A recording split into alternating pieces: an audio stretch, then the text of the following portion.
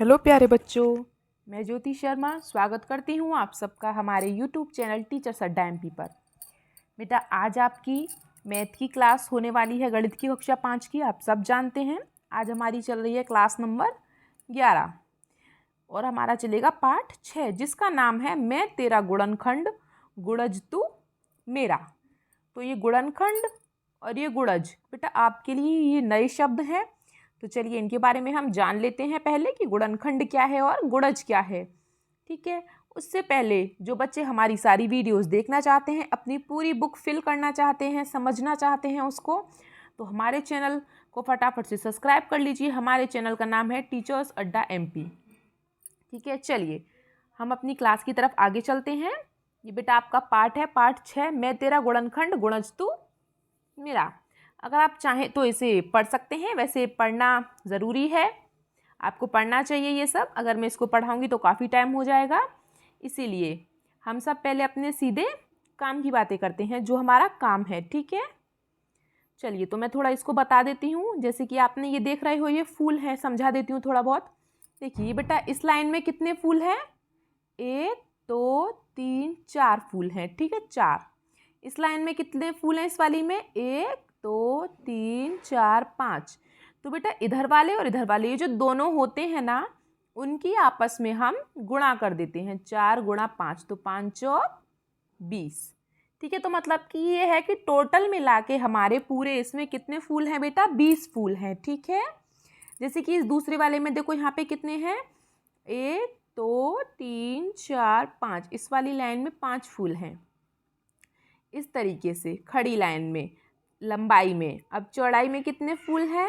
1 2 3 4।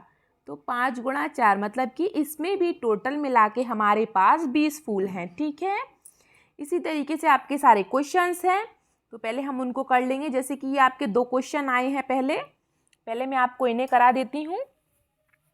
देखिए ये बोल रहा है कि इसे हल किस प्रकार लिखा जा सकता है। तो बेटा देखो पहली रो में कितने हैं ऐसे लंबाई में? 1 2 3 4। तो 4 गुणा। ठीक है, उसके बाद इधर से गिनते हैं ऐसे चौड़ाई में, तो 1 2 3 मतलब 4 गुणा 3। तो टोटल मिला के क्या आ गया बेटा? 4 तिया 12। हमारा आंसर क्या आया? 12। ठीक है, चलिए फिर इसे कर लेते हैं। अब हम तरबूज हैं ये, तो पहले इसे चौड़ाई में देख लो, लंबाई में कैसे भी देख सकते हैं। तो पहले देखो 1 2 गुणा। ठीक है, उसके बाद हम ऐसे इसमें गिन लेते हैं लंबाई में 1 2 3 4। तो हमारे लंबाई में कितने हो गए? 4, और दोनों मिला के हमारे क्या हो गए? 2 चौका 8। ठीक है बेटा, हमारे पास कितने तरबूज हैं टोटल मिला के? 8। अगर आप वैसे गिनना चाहें सादा तो गिन सकते हैं, लेकिन क्या उसमें थोड़ा हमको देर लगती है गिनने में। जैसे कि मैं आपको गिनवा देती हूँ। देखिए वो कितने तरबूज है? 1 2 3 4 5 6 7 8, है ना? 8 के 8। ऐसे इसमें आप आम देख लो, 1 2 3 4 5 6 7 8 9 10 11 12। इसमें टाइम लगता है गिनने में, ये अपना टाइम बचाने के लिए। ठीक है, चलिए अब हम लोग आगे की तरफ चलते हैं। और जिन बच्चों को अच्छी लग रही हो बेटा क्लास, तो फटाफट से मेरी क्लास को लाइक कर दीजिए, सब्सक्राइब कर लीजिए। और आप मेरी वीडियो कहाँ से देख रहे हैं प्लीज़ मुझे कमेंट करके ज़रूर बताएं। ठीक है, तो चलिए पहले हम थोड़ा सा कुछ इसके बारे में जान लेते हैं। जैसे कि बेटा आपके पाठ का नाम था गुणज और गुणनखंड। ठीक है, तो मैंने उसी के ऊपर ले लिया, जैसे कि गुणज और गुणनखंड, इन दोनों में आपको क्या फ़र्क है। तो जैसे कि 4 है मेरे पास, 4 का गुणज, 4 के गुणज। गुणज का मतलब होता है बेटा, ऐसे ध्यान रखो, गुणज, गुणज मतलब गुणा, गुणज मतलब गुणा करना है हमें। और गुणनखंड मतलब जो गुणा किए हैं उनको खंड करना है, मतलब उनको तोड़ना है। ठीक है, गुणज मतलब गुणा करना है, और गुणनखंड मतलब जो गुणा किए हुए हैं उनको तोड़ना है, उनको खंड में विभाजित करना है, तोड़ना है। ठीक है, जैसे कि मैं आपको और बता देती हूँ कि हमको किस प्रकार से करना है ये। चलिए, जैसे कि 4 के गुणज, 4 के गुणज मतलब 4 4 जोड़ते चले जाओ, या फिर इसमें गुणा कर दो। जैसे कि 4 4 में 4 जोड़े तो 8, फिर 4 जोड़ेंगे तो 8 4 12, फिर 4 जोड़ेंगे 12 में तो 12 4 16, 16 4 20। इस प्रकार से ये क्या होता है, ये गुणज है। तो आप बेटा देख रहे होंगे कि ये एक प्रकार का पहाड़ा बन गया 4 का। जैसे 4 के गुणज बोले ना, तो 4 का पहाड़ा, 4 एकम 4, 4 दूनी 8, 4 तिया 12, 4 चक 16, 4 पंजे 20, 4 छिंग 24, 4 सत्ते 28। ये होता है 4 का गुणज। लेकिन अगर आपसे पूछे कि 4 का गुणनखंड, तो वो ये पूछ रहा है कि 4 किस किस के पहाड़े में आता है। 4 किस किस के पहाड़े में आता है। तो बेटा देखो, एक के पहाड़े में तो सभी आते हैं, तो एक तो हमको लिखना ही लिखना है, ठीक है। फिर एक के बाद क्या आता है, 2। क्या 2 के पहाड़े में 4 आता है, हाँ भैया आता है, 2 दूनी 4। फिर 2 के बाद क्या आता है, 3। क्या 3 के पहाड़े में 4 आता है, भाई नहीं, 3 के पहाड़े में 4 नहीं आता, तो इसको हम मिटा देंगे, ठीक है, इसको हम मिटा देंगे, इसको हम नहीं लिखेंगे 3 को। फिर 3 के बाद क्या आता है, 3 के बाद आता है 4। तो 4 के पहाड़े में 4 आता है, भाई हाँ आता है, ठीक है। अब जैसे 4 का गुणनखंड पूछा है और लास्ट में 4 आ जाए, तो मतलब बस यहीं खत्म हो गया। इसके बाद ये किसी और के पहाड़े में नहीं आएगा। अब भाई 4 5 के पहाड़े में तो आएगा नहीं, ना 6 के में, ना 7 के में, क्यों, क्योंकि ये सब 4 से बड़े हैं, है ना। तो चलिए हम इस आपको और समझा देते हैं अच्छे से। मैंने कुछ और गुणनखंड भी लिए हैं बड़े बड़े, पहले मैंने आपको ये समझाने के लिए रखे हैं, क्योंकि आप तब तक ये नहीं समझेंगे ना बेटा, तो आप अपनी आगे वाली क्लास नहीं कर पाएंगे अपने क्वेश्चन आंसर को। अब जैसे 12 के गुणनखंड हैं, 12 के गुणज, गुणज मतलब गुणा, जैसे कि 12 एकम 12, 12 दूनी 24, 12 तिया 36, 12 चौक 48, या फिर 12 में 12 जोड़े 24, फिर 24 में 12 जोड़े तो 36, 36 में 12 जोड़े तो 48, ठीक है। इस तरीके से या तो उसका पहाड़ा लिख दो जो बोल रहा है, और पहाड़ा नहीं आता है तो उसमें उतने ही उतने जोड़ते चले जाओ। जैसे 12 में 12 जोड़े 24, 24 में 12 जोड़ेंगे 36, और 36 में 12 जोड़ दिए तो 48, ठीक है। अब बोला 12 के गुणनखंड। गुणनखंड बेटा मैंने अभी बताया था, गुणनखंड का मतलब होता है जो 12 किस किस के पहाड़े में आता है। जैसे 12 एक के पहाड़े में आता है, एक के पहाड़े में तो सभी आता है, ठीक है। एक के बाद क्या आता है, 2। क्या 2 के पहाड़े में 12 आता है, हाँ भैया आता है, 2 छिक्की 12, ठीक है। उसके बाद आता है हमारे पास 3। क्या 3 के पहाड़े में 12 आता है, भाई हाँ आता है, 3 चौक 12। फिर 3 के बाद आता है 4। क्या 4 के पहाड़े में 12 आता है, हाँ भैया आता है, 4 तिया 12। उसके बाद 5। क्या 5 के पहाड़े में 12 आता है, भाई नहीं आता 5 के पहाड़े में, है ना। उसके बाद आता है 6। 6 के पहाड़े में 12 आता है, भाई हाँ आता है, 6 दूनी 12। फिर 7 के पहाड़े में नहीं आता, 8 9 10 11, फिर नहीं आता, फिर ये आएगा सीधा अपने पहाड़े में, 12 एकम 12। ये जो होते हैं ना बेटा, ये आपके गुणनखंड हो गए और ये आपके गुणज हो गए। आपको इतना ध्यान रखना है, गुणज मतलब गुणा, गुणा करनी है, 12 एकम 12, 12 दूनी 24, 12 तिया 36। और गुणनखंड मतलब जो 12 है उसको भागों में तोड़ना है, वो किस किस के पहाड़े में आ रहा है वो हमको बताना है तोड़ तोड़ के, ठीक है। चलिए आगे चलते हैं। एक एग्जाम्पल और लिया है मैंने बड़ा सा, 36, ठीक है। चलिए जैसे कि 36 के गुणज, 36 का पहाड़ा किस किस को आता है भाई। अब 36 का पहाड़ा सबको तो आता नहीं होगा, जैसे कि 36 एकम 36, 36 दूनी 72, इस तरीके से, है ना। तो हम क्या करेंगे, 36 में आप 36 जोड़ लो तो 72 आ गया, 72 में आप फिर 36 जोड़ दो तो कितना आएगा, है ना, 108। फिर इसमें 36 जोड़ दो तो कितना आएगा, 144। इस तरीके से, है ना। या आपके क्या होगा, गुणज। गुणज मतलब या तो गुणा कर दो 36 की, 36 36 36 दूनी 72, 36 तिया 108, 36 चौका 144, इस तरीके से, है ना। सॉरी। फिर बोलता है 36 के गुणनखंड। गुणनखंड मतलब 36 किस किस के पहाड़े में आता है। जैसे कि 1 के पहाड़े में तो सभी आते हैं, फिर 2 के पहाड़े में 36 आता है। अब आप सोचोगे मैम 2 के पहाड़े में 36 कहाँ आता है, 2 का पहाड़ा तो भाई 20 पर ही खत्म हो जाता है, 2 धाम 20।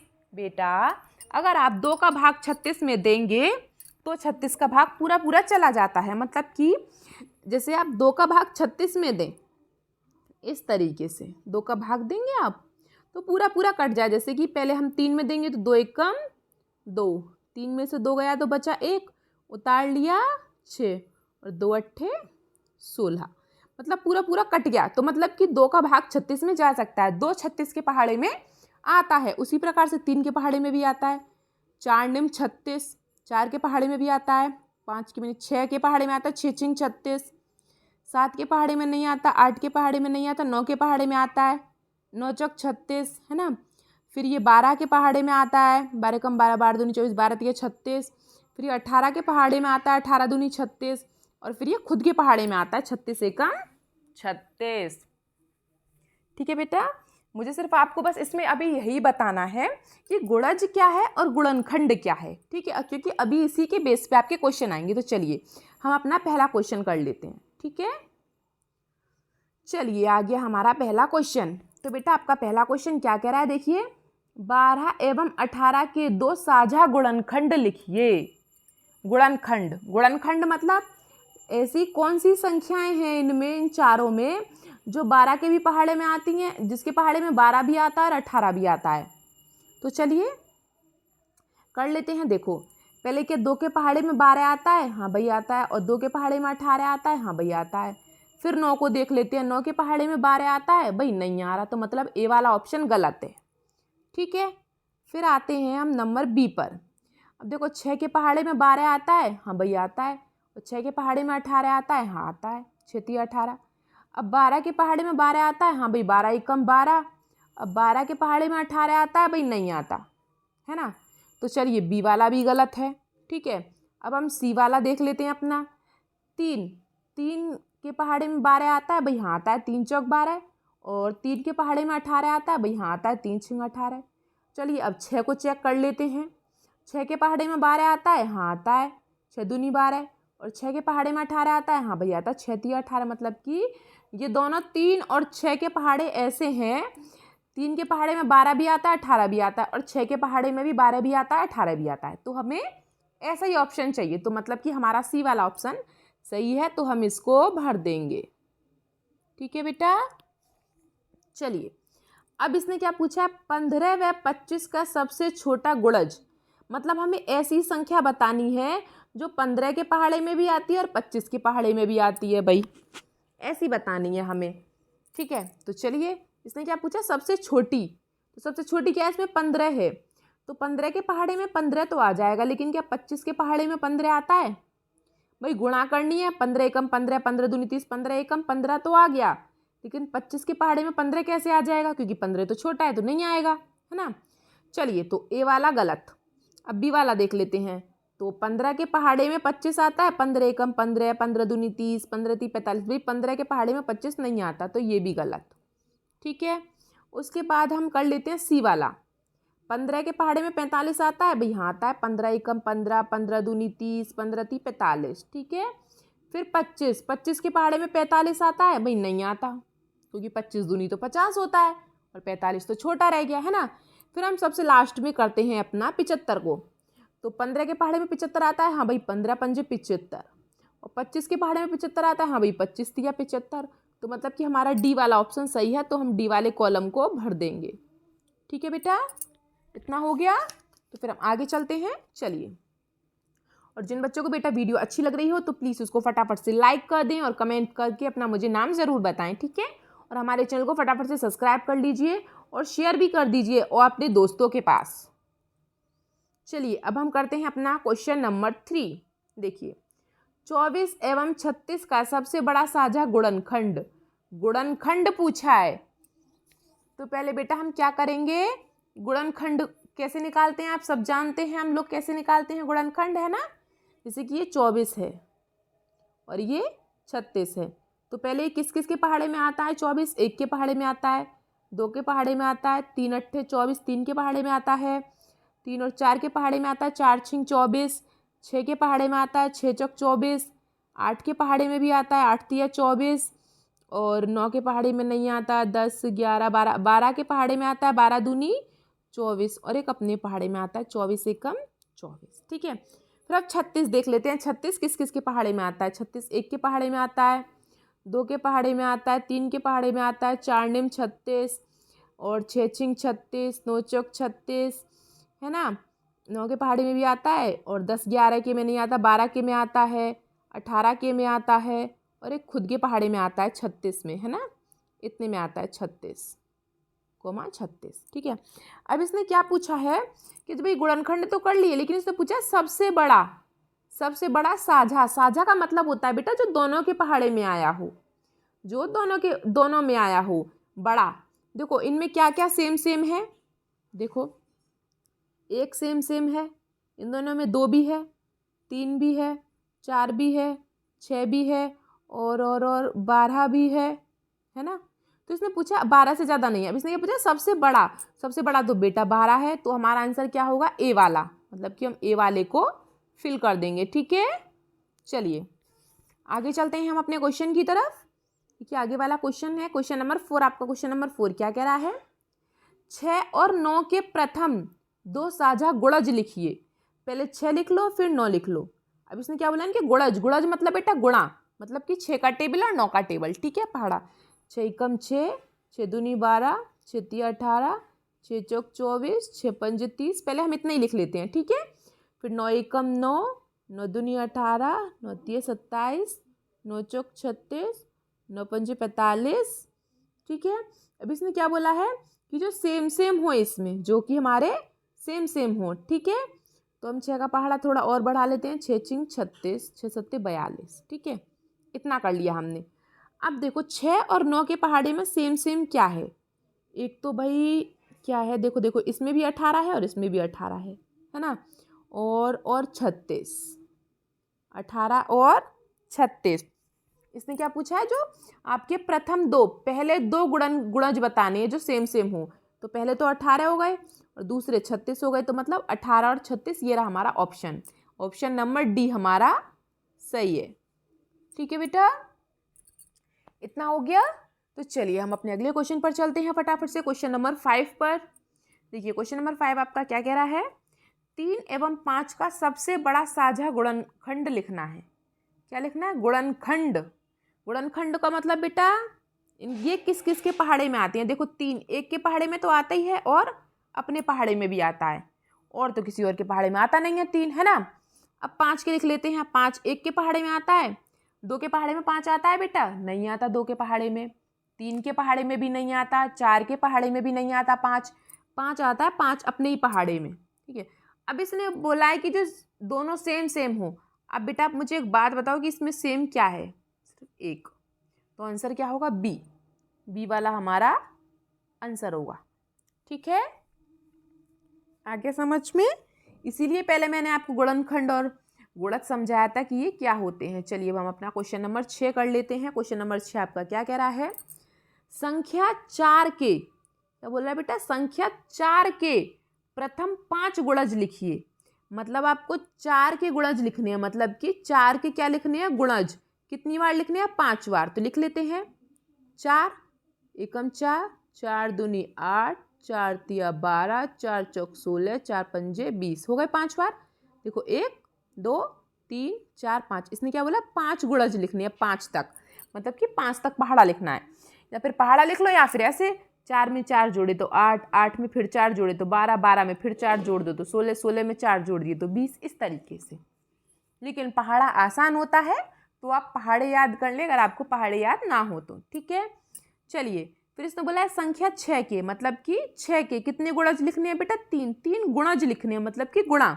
6 एकम 6, 6 दूनी 12, 6 तिया 18, 3 हो गए, 1 2 3, बस हो गया ना खत्म। कुछ था इसमें, कुछ भी नहीं था, है ना। चलिए अब हम करते हैं अपना क्वेश्चन नंबर 7। क्या कह रहा है, देखो 7, 14, 21, 28, 35 किस संख्या का गुणज है। ये पूछ रहा है भाई, गुणज तो मैंने दे दिया, तुम ये बताओ कि किस संख्या का गुणज है। बेटा गुणज हमेशा पहली संख्या का होता है, पहली संख्या का होता है 7 का। देखो नहीं तो 7 एकम 7, 7 दूनी 14, 7 तिया 21, 7 चौक 28, 7 पंजे 35, मतलब कि क्या है ये 7 का पहाड़ा है, तो ये किसका गुणज है, 7 का। तो आपका आंसर होगा 7। ठीक है, चलिए अब हम क्वेश्चन नंबर 8 पर चलते हैं। क्वेश्चन नंबर 8 आपका क्या कह रहा है, 3 व 4 के 2 साझा गुणज लिखिए। 3 और 4 के क्या लिखने हैं बेटा, गुणज, जो कि सेम सेम हो। तो मैं यहाँ 3 के लिख लेती हूँ, है ना, और इधर मैं 4 के लिख लेती हूँ। तो देखिए 3 एकम 3, 3 दूनी 6, 3 तिया 9, 3 चौक 12, 3 पंजे 15, 3 छिंग 18, 3 सत्ते 21 और 3 अट्ठे 24। ठीक है, 3 अट्ठे 24। फिर मैं 4 के लिख लेती हूँ, 4 एकम 4, 4 दूनी 8, 4 तिया 12, 4 चौक 16, 4 पंजे 20, 4 छिंग 24, 4 सत्ते 28। इसने क्या बोला है बेटा? गुणज बोला है। क्या बोला है? गुणज, 3 और 4 के गुणज। इसने बोला है 2 गुणज लिखने हैं, 2 जो इनमें सेम सेम हो। तो गुणज मतलब गुणा, तो मैंने गुणा कर ली पहले 3 और 4 की। अब इसमें सेम सेम क्या है देखो, अब इसमें सेम सेम है, एक तो 12 सेम है, इसमें भी 12 आ रहा है 3 के पहाड़े में भी और 4 के में भी आ रहा है। तो एक क्या हो गया हमारे आंसर 12, और दूसरा क्या हो जाएगा और 24, दोनों में क्या सेम है? 24 24 है ना। दूसरा हो जाएगा हमारा 24। ठीक है, तो आप क्या लिखेंगे क्वेश्चन में? आप आंसर में लिखेंगे 3 व 4 के साझा गुणनखंड 12 व 24 हैं। तो मैं यहाँ लिख देती हूँ 3 व 4 के साझा गुणनखंड 12 व 24 हैं। ठीक है बेटा, चलिए आगे चलते हैं। और जिन बच्चों को वीडियो बेटा अच्छी लग रही हो तो प्लीज़ उसको लाइक करके जाएं, बिना लाइक किए ना जाएं। और कमेंट बॉक्स में मुझे अपना नाम ज़रूर बताएं और आप कहाँ से देख रहे हैं मेरी वीडियो को, ये ज़रूर बताएं। ठीक है, चलिए क्वेश्चन नंबर 9 कर लेते हैं। संख्या 10 व 15 का सबसे छोटा साझा गुणज, 10 का और 15 का, 10 का और 15 का, इन दोनों का बेटा आपको क्या करना है? गुणज लिखना है। 10 का और 15 का क्या लिखना है? गुणज। गुणज मतलब गुणा। तो फटाफट से पहाड़ा लिख लीजिए। 10 एकम 10, 10 दूनी 20, 10 तिया 30, 10 चौक 40, 10 पंजे 50, इतना काफ़ी है। और लिख लेंगे 15 एकम 15, 15 दूनी 30, 15 ती 45, 15 चौका 60। तो इसमें क्या बोला है? सबसे छोटा, जो सबसे छोटा साझा गुणनखंड हो, जो सबसे छोटा साझा गुणज हो। सबसे छोटा मतलब सबसे छोटा, देखो 10 20 तो नहीं मिल रहा है, 30 ये मिल रहे हैं आपस में, है ना। सबसे छोटा तो यही है। इस फिर तो आगे जाएंगे तो वो तो बड़े ही हो जाएंगे। तो मतलब आप क्या लिखेंगे? 10 व 15 का सबसे छोटा साझा गुणज 30 है। ठीक है बेटा, ऐसे लिखेंगे आप। ओके, चलिए अब हम आगे चलते हैं फटाफट से। आज का हमारा लास्ट क्वेश्चन रह गया है, क्वेश्चन नंबर 10, उसको कर लेते हैं। संख्या 12 के सभी गुणनखंड लिखिए। क्या बोला बेटा? 12 के गुणनखंड। गुणनखंड मतलब 12 किस किस के पहाड़े में आता है? तो 12 एक के पहाड़े में आता है, 2 छिक्की 12, 3 चौक 12, 3 के पहाड़े में भी आता है, 4 के पहाड़े में भी आता है, 4 तिया 12, 6 के पहाड़े में भी आता है, 6 दूनी 12, और 6 के बाद 7 के पहाड़े में नहीं आता 12, 9 10 11 किसी के पहाड़े में भी नहीं आता। उसके बाद आता है 12 एकम 12, 12 के पहाड़े में। ठीक है, मतलब खुद के पहाड़े में। जब तक खुद का पहाड़ा नहीं आ जाए ना तब तक करते रहना है। ठीक है, चलिए दूसरा क्वेश्चन कर लेते हैं। 1 3 5 एवं 15 किस संख्या के गुणनखंड हैं? ये किस संख्या के गुणनखंड हैं? मैंने अभी आपको बताया था, जब भी आपको ऐसे संख्या दे, अभी इसने क्या बोला है? 1 3 5 15। अगर इसने पूछा है गुणनखंड, तो गुणनखंड पूछे तो पीछे वाली संख्या आंसर है, और अगर गुणज पूछे तो आगे वाली संख्या आंसर है। याद रहेगा बेटा, अगर गुणनखंड पूछता है तो दोबारा बता देती हूँ वाला क्वेश्चन। देखिए, जब भी आपको ऐसे 4 5 नंबर दे देना, अगर और पूछे गुणनखंड, तो गुणनखंड आंसर होगा आपका पीछे वाली संख्या, जो सबसे पीछे होगी। और अगर आपसे गुणज पूछे तो आगे वाली संख्या आपका आंसर होगी। जैसे अभी मैंने आपको बताया था, देखो कौन सा क्वेश्चन था, शायद क्वेश्चन ये रहा, क्वेश्चन नंबर 7 था। इसमें क्या पूछा था? गुणज। तो मैंने आपको आगे वाली संख्या लिखवाई थी 7, है ना। और अब इस वाले क्वेश्चन में आपको क्या पूछा है? 10वें में इसने पूछा है गुणनखंड। उसमें गुणज पूछा तो आगे वाली संख्या, इसमें गुणनखंड पूछा है तो पीछे वाली संख्या 15। ये हमारा आंसर है 15। ठीक है, आगे बेटे समझ में? चलिए 15 आंसर। ठीक है, चलिए आज की आपकी क्लास इतनी थी बेटा। ठीक है, मेरी वीडियो को देखने के लिए आप सबका बहुत बहुत धन्यवाद। मिलते हैं आपसे अगली क्लास में, तब तक के लिए हैव ए नाइस डे।